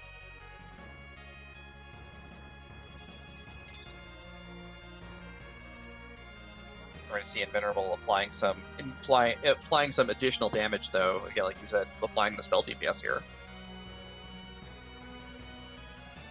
Yeah, with the Berserk and the extra spells, we'll probably do this a little bit better, and doing a nice job of Berserk and Kane, and then having Rosa cast Wall on Kane, so he'll just keep going.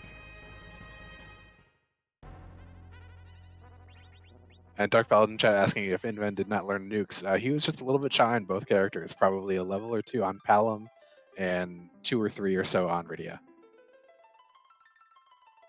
So neither runner checked the moon character. Moon character is... Come on, Edge. Duplicate Rosa.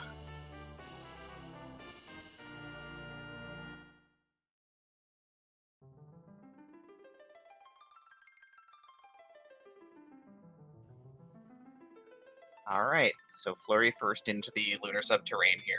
Fleury making plays, making gambles, making it happen. Yeah, this is going to be really close, I think, in the end. Fleury getting here probably, 2-3 minutes ahead of Invenerable, getting into Lunar Subterrane, but Invenerable going to be probably going through the bosses noticeably faster. Yeah, Invenerable, again, is gonna pick up a bunch of experience here, another, the extra hundo here, and then the hundo at the back, so... should put both his kids on, on the nuke spells here. So, gave up a little bit of time here, though, but, I mean, Fleury did not have a fast time of this fight either, considering the situation that he was in. No, not at all. And that is Bahamut down. That's 100,000 more experience points for Invenerable's team. And Flurry's going to have just a little bit of a rougher time. Won't have the DPS that Inven does. He doesn't have great weapons, especially on either Sid or Kane. Rose doesn't have white. Radio's not going to do a whole lot. Yeah, we're going to see how this ends up playing out. I mean, Flurry's going to have the double Zerkers, and the Zerkers both have good levels, but again, does the D-Machine grind make you faster in the end, right? Did Invenerable do the right thing to make his party better for the finish? We are going to find out. That's the big question of the night. That's the only divergence between these two runners, who have been separated by no more than 90 seconds for the first hour of this seed.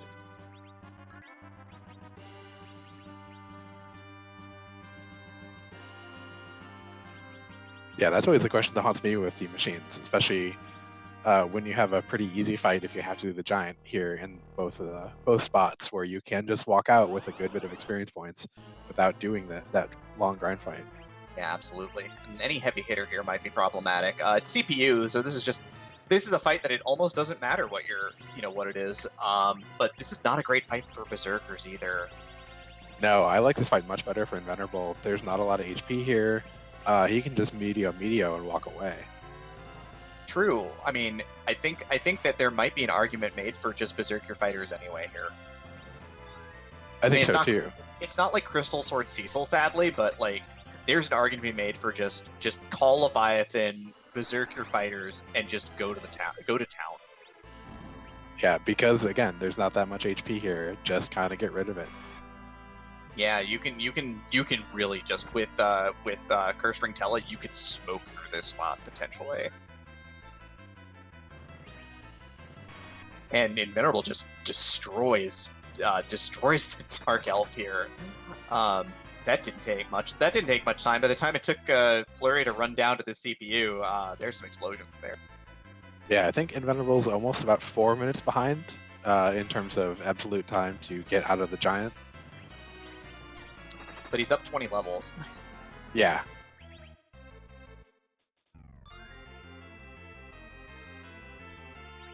And if we have something awfully rude down in the crystals or in the ribbon room, that's definitely going to be levels that Inven will be glad to have. Yeah, Baggy. Flurry's Iridia does not have Quake. Flurry's Iridia does still have Leviathan, though. Maybe that's going to be the option here, trying to count damage. It's not a ton of health here. It's like 25 grand on the back orb, so...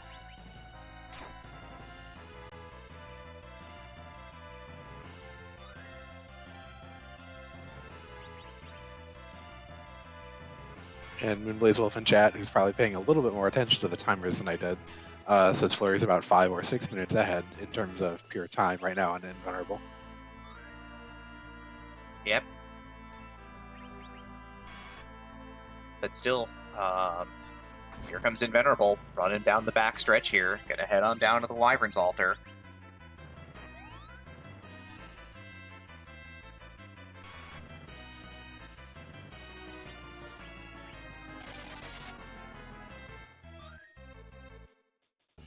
Pepita noting Flurry still needs to grind. Not with this composition. Flurry is not intending to grind to this, potentially. Flurry is intending, potentially, to just take this party as it is in what ends up being the low 40s to the end.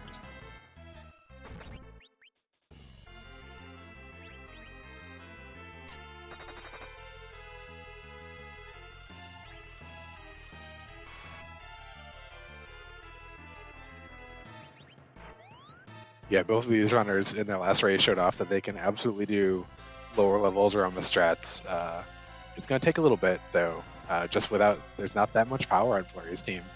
So it's going to be a long fight unless he picks up something very nice out of that ribbon altar or from here.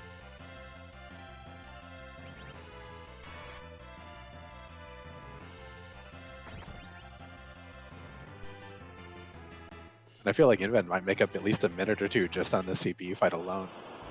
I mean, this might be, again, like I know chat's been mentioning it, but do we just like see double swag rocks here? Just channel it up. I wouldn't hate that choice. I mean, they're both going to do quad 9s. It's 20,000 damage right off the bat. Flurry threw 123 on the timer here.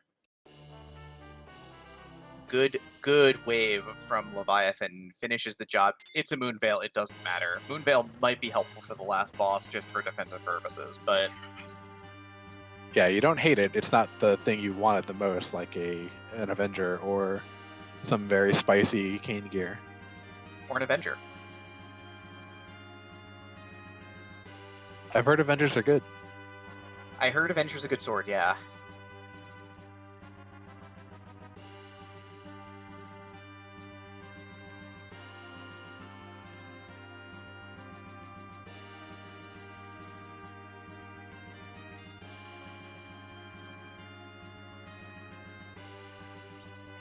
Yeah, I think there's about a 30-second differential, so Flurry is actually probably 30 seconds off as well in the good for him direction. Alright, so no cabins. Flurry gonna pop a tent. Invenerable starts the CPU fight about a minute off. Gonna immediately nuke the bottom orb. Nice knowing you, friend. See ya. Yeah, you're not healing anything anymore. There's one Meteo.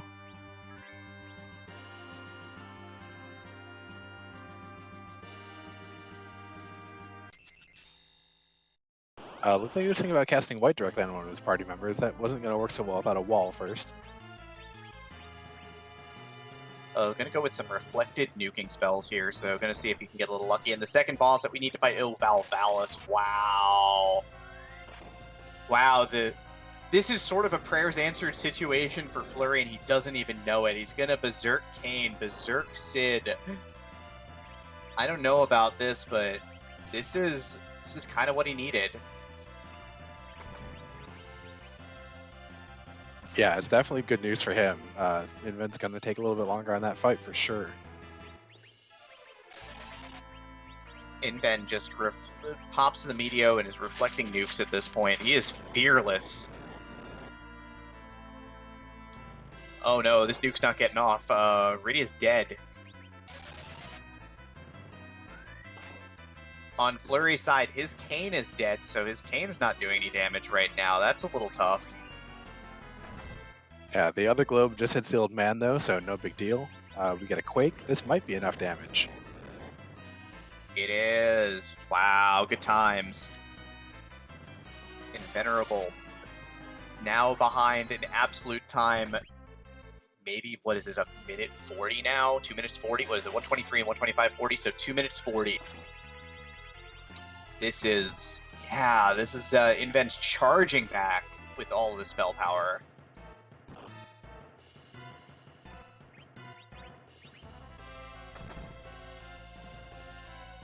Antidale, do you like Inven's chances, or do you think Flurry's going to take this one down here because he's got maybe the better comp for fighting off Valvalis here? I'm actually doing a quick check on that handy Inven Valvalis spreadsheet because I actually don't know what she gets here. And the magic defense isn't spectacular. Oh wait, no, it is very good here. So yeah, Inven might have to do a lot of jumps in order to get some spells off.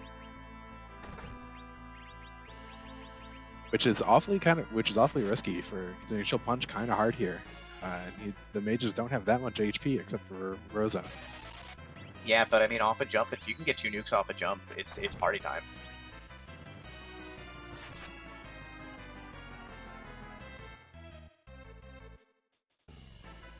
Yeah, and we're going to use some illusions here until he can get Kane in the air. Just kind of make sure his characters stay alive. A very, very good choice.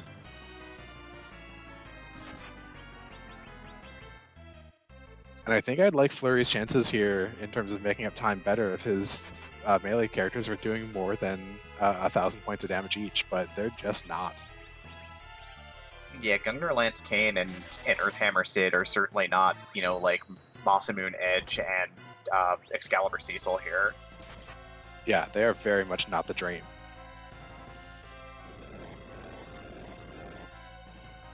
So jump comes down. Invenerable is going to do jump and nuke strats here. As the jump comes down, the nuke is going to start flying here. 1 and 2, right back to back. We'll see if Rosa has enough time to also queue up a slow here too, which would be kind of nice. No, she's going to blink up. Down. Yeah, protect your DPS. And this is looking really dicey for Flurry. His team's starting to turn to stone. Rydia's pretty blank on this fight right now. The Berserker's hitting for about 2,000 to cycle here total, if that much.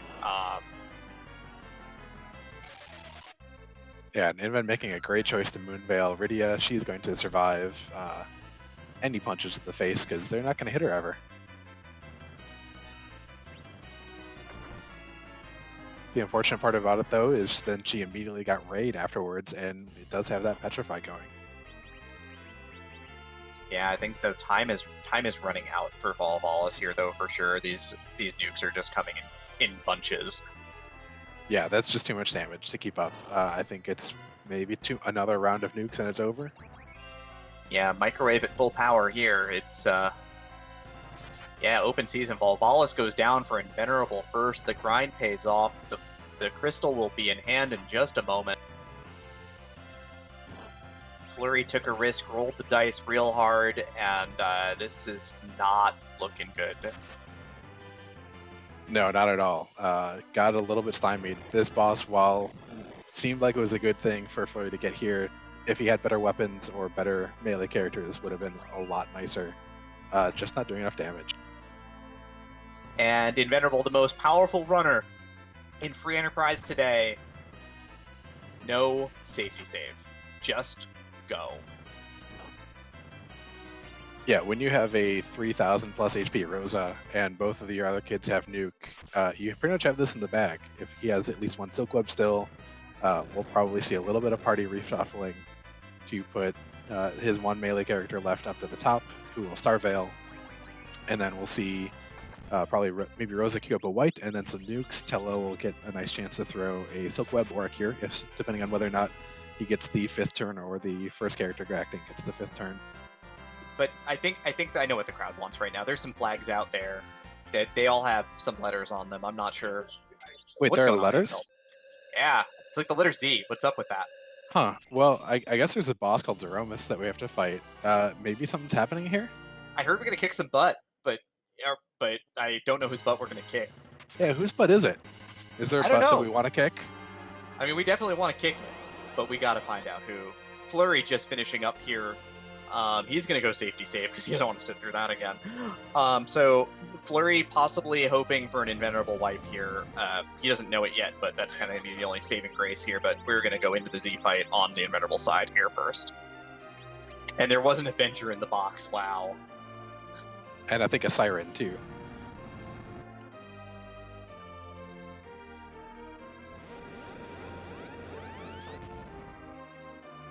Yeah, Tel's even at the level of HP that he might survive a Nerf Big Bang.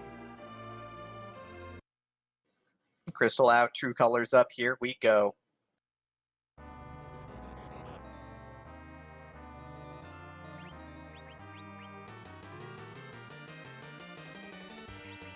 Nice.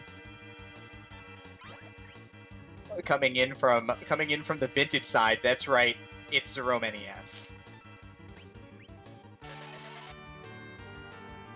Of course, want to give out some shout-outs while we're seeing some spells coming to Dathis, our restreamer, who is well known for lots of vanilla within the seeds, and Gambit doing an excellent job of tracking the seed, doing all the behind-the-scenes work to put on this show for everyone, while Demrian and I get to just talk over it. All right, but we've got the wall set up on Kane, so put Kane in the first spot here because it was Crystal from Tella. Kane gonna cast, gonna get the wall going. You're gonna throw a Cure 4 at Rydia so that she doesn't die, because that would be bad for everybody involved. And the fire is gonna start flying from the sky on the Venerable screen here. Fleury rolls up about 90 seconds behind here, and still 10 levels to the tail here. And more importantly, we'll also just not be able to skip the refill that Zeromus has. When you do any direct damage to Zeromus after about 41,000 HP, he refills back all the way to full, which is about 65,000. So Fleury is going to have to go through about 100,000 worth of HP, whereas Invenerable is just going to have to go through 61 to 65,000. Yeah, Fleury setting up Crystal here first, and then gonna have Rosa's turn next. So gonna probably cast Berserk here. Kind of get the gravy train rolling. Big Bang, no problem. First one's nerfed, everyone survives. Kane staying on the ground here. Reflect setting up for Invenerable now. White's going to come out, 2 nukes are next, and then going to just keep firing away. I think he needs 3 or 4 more casts to finish because his party is doing the damage. Yeah, we'll probably see, one shake and maybe a little bit of a nervousness on a big bang depending on these rolls, but we won't actually see that big bang. It'll just be a little bit close. I mean, there's a possibility that if there's a second big bang that comes out, Invenerable will just direct White to get the finish. Fleury going to equip the Avenger, so Sid's hitting for about 1700. Avenger Kane's going to hit for around 2k here. Yeah, it's not going to be terribly fast, but it's going to get us there. Yeah, and I assume that Rosa put up a Starveil up on Fleury's side. I kind of missed that. I assume he's going to want to nerf all these big bangs. Yeah, there was a Starveil drop, so he's fine on that front. But one more Reflect, that's that. Show's over.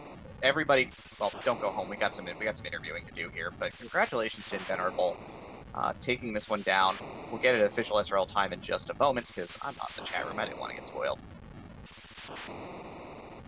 Yes, and it seems like we are joined by Invenerable in the booth. GG's Invenerable. Thank you so much. Can I ask y'all a quick question then? Sure. Who let Dathis into the Z-Sprite pool? It was a special request, so we just did it for him. I mean, that's close enough to vanilla to count, right? Oh, for sure. Yeah. Straight out of the vintage pool? Yeah, absolutely. Also, in case y'all didn't realize it, Rosa and Rydia say trans rights. They do indeed. I'm 100% on board with this. Just, you know, it's cute when things work out like that. But yeah, that was a weird set of objectives, I think, compared to a lot of the races we've been having. Just to have just the one boss hunt and then everything, darkness plus 2 lunar spots. I mean, Giant of Babel plus 2 lunar spots, it's like, yeah, okay, first person to find a darkness crystal wins.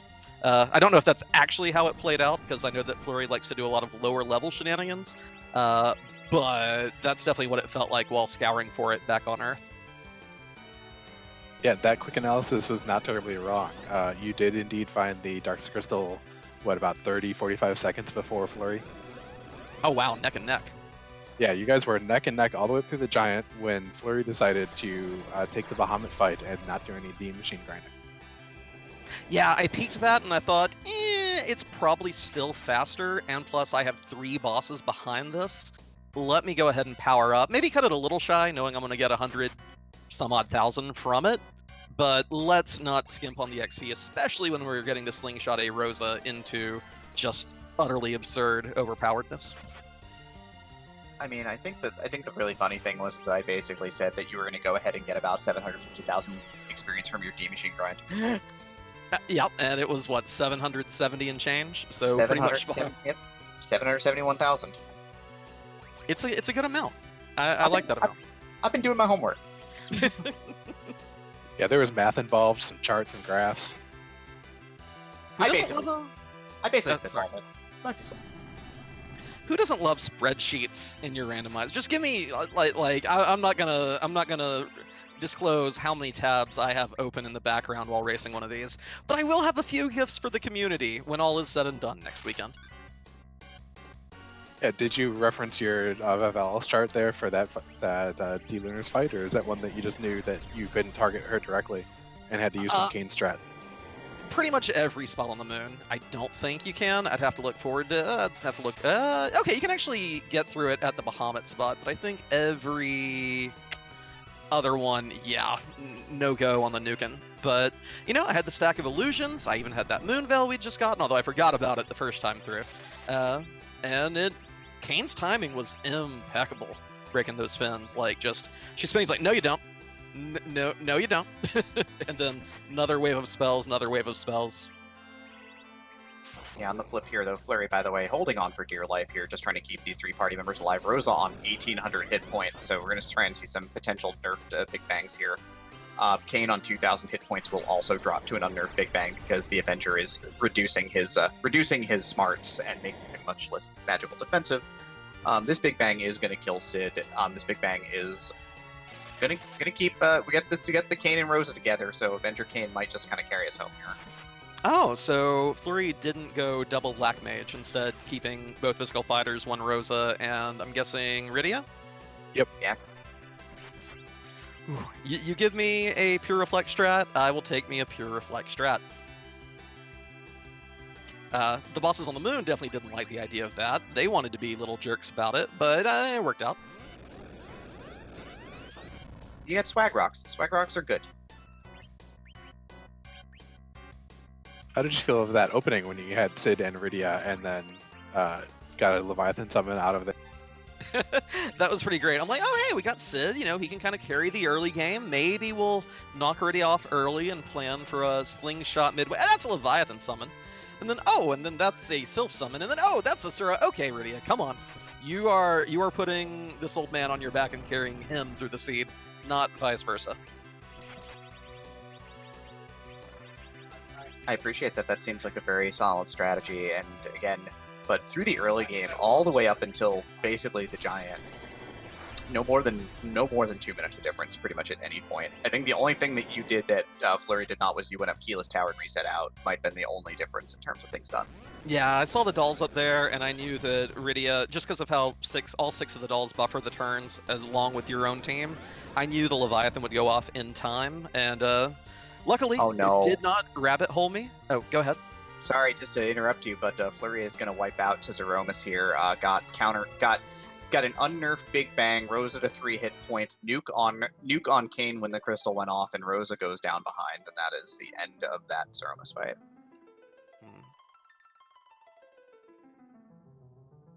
And Jack getting their Fs out. Tough breaks for Fleury, certainly. Played like a champ, just came up a little bit shy. Looks like he is not loading back in. I am assuming that he is forfeit. As someone who is in the SRL channel, I will confirm that is the case. I'm not surprised that we were that neck and neck the entire way. Fleury is an amazing racer. He's put in the hours, has done a great job at just becoming such one of the highest level players of this game, and I got a little luckier twice. He got rabbit holed a couple of nights ago. I didn't get rabbit holed tonight, and yeah, it's a rough break, but he's amazing. Looking forward to seeing him in Zima Zone 3 whenever that happens. I'm gonna dip out, so you're gonna get him in, but thank you, Restream team. Y'all are the best. Y'all make the real magic happen. And I'm hyped for that Blaze Rivers Game 3 tomorrow. I'll see y'all there. Indeed, and good luck in the finals.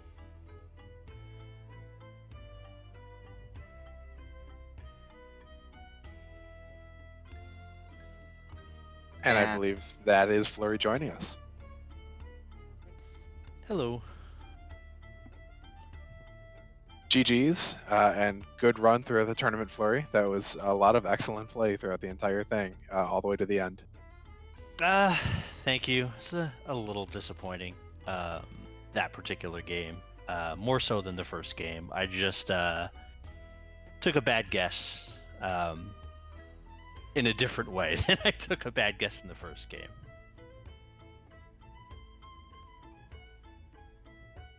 Yeah, nature of the thing. I mean, you were right there the entire run, basically, all the way up until the Giant. You were maybe within, like, 2 minutes of each other at most. That was the depth of the gap. That's how kind of close things were throughout. I have to ask the big question, though. Like, there is one question. You saw Bahamut there. You're in the Giant, and you just decided to go for it. I really want to know, what was on your mind at that point? So that was one of the two main breaking points in that run for me. The first happened right before that, when I got the Sand Ruby and I got Rosa, and I had to make a decision as to which character I was going to dump. And at that point in time, I thought, all right, Darkness Crystal is coming. At this point, I don't have a great slingshot opportunity. I'm not too far behind, but I definitely don't feel ahead, because good golly, Miss Molly, that gauntlet. So I thought, all right, I'm going to rely on RA1 with Kane with a decent weapon, and Sid, okay, Leviathan Radia is gonna do enough work in the bosses. I can demachine this party up to 40 or so, get the rest along the way, and everything will be fine. And then Bahamut shows up, and I'm like, well, this throws a wrench in things, because now I don't necessarily need to demachine. I could just throw up Star Veils. So I start doing that, and about 2 minutes into that fight, I'm thinking, oh yeah, this is a lot of HP to go through. And this might not be time efficient. And it ended up really just kind of throwing a wrench into my plan, because what followed that afterwards was Dark Elf, which I think was handled actually pretty well. And I'm going to the moon and I'm thinking, all right, I'm a little low leveled, but I still have RA1. I still have, decent fighters. I have a cursed ring, so I can get the blinks up. As long as I don't get bosses that I can't really just go nuts on Berserk and have it go too long, it'll be fine. And look at the 2 bosses that showed up. Yeah, they were not kind to either of your 2 strategies. Inven had gone more reflex strats, so had to finagle a little bit of different route than he intended too on those bosses, but they definitely did you dirty. Yeah, it ended up not...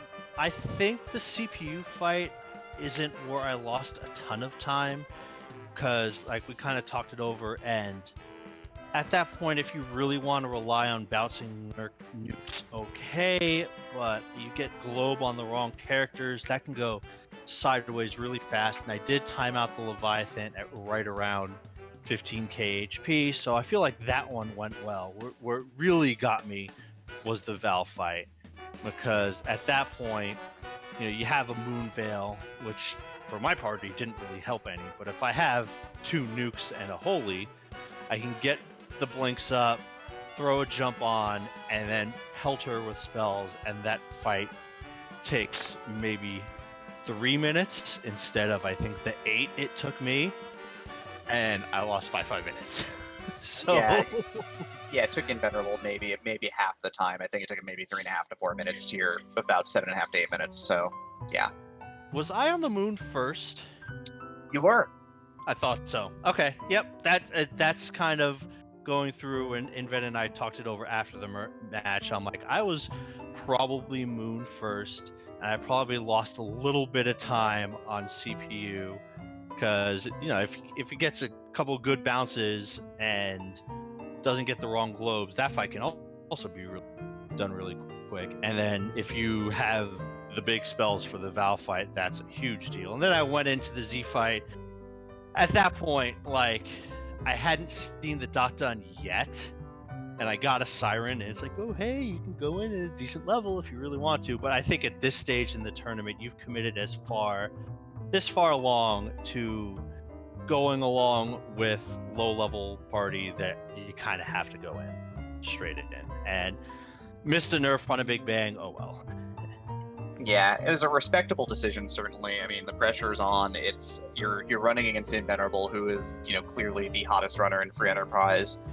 You kind of had to throw the dice a little bit. I think I respect the play a lot. It didn't pay off, sadly, as things sometimes do in randomizer. But again, I think it was awesome to see you kind of go for it there, because if there was ever a time to do it, this was it. Yeah, for sure. I mean, if those 2 fights are Milan Z and Plague, it's a completely different race. It's just I drew the row. I went for hoping to get not terribly difficult bosses, and I got terribly difficult bosses. The only other thing that would have really thrown a wrench was our good friend Ogo. At least didn't see him. Yeah, sometimes a no probe's got to take the night off. Hang out with his friends, do anything but kill the party, I guess. Now I can root for him to show up in hook seeds, since I'm not part of it. Yeah, but still tied for 3rd place finish, semifinal run.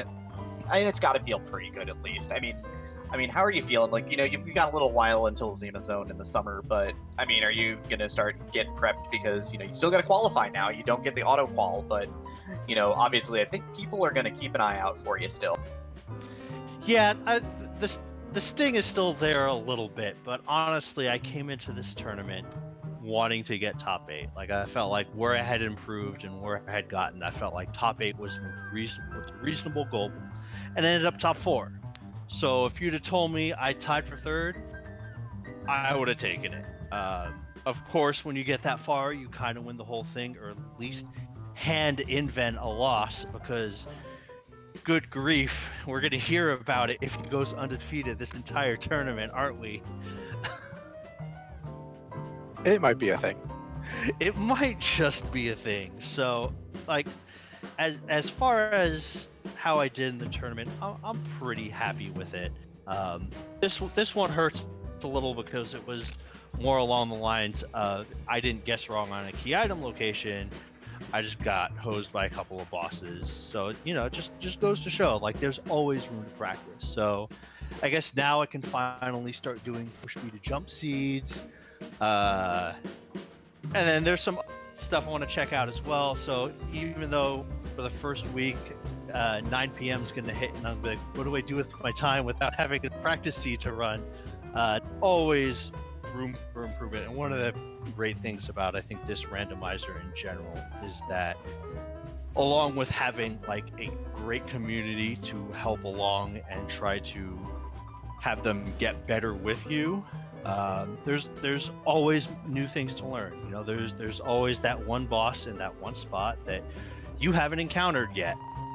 I've raced about 500 times, and there's still boss spots and situations I haven't encountered yet. And I feel like for Free Enterprise, that's really awesome. And getting to kind of experience that with the community going along is something that's always going to be there.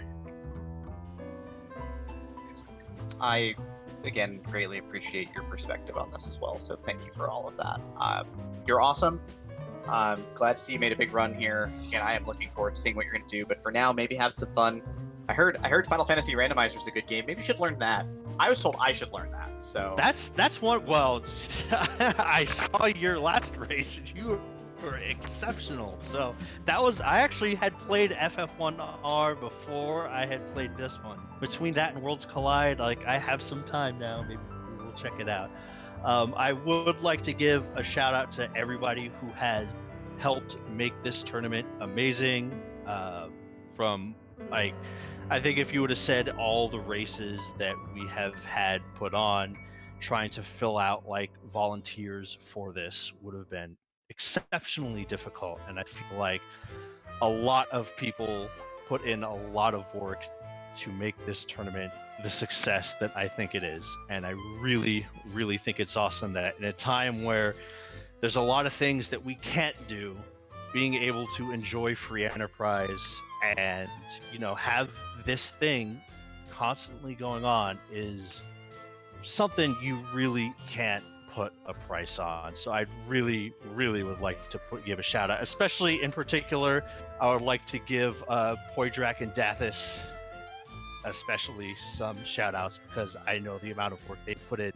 Everybody's put in a lot of work, but I would like to call out those two for putting in a pretty good amount of work. So it's very awesome. It's been a huge help for me personally, and I'm very thankful for you guys that put in the work to make this work as well as it does.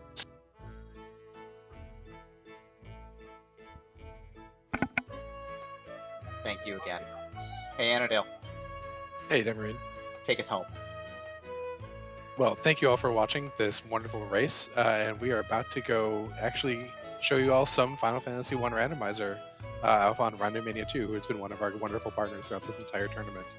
And remember, tomorrow we're going to have the rubber match between Moonblade Wolf and Rivers McCown at 6 p.m. Eastern, I believe on the Free Enterprise channel.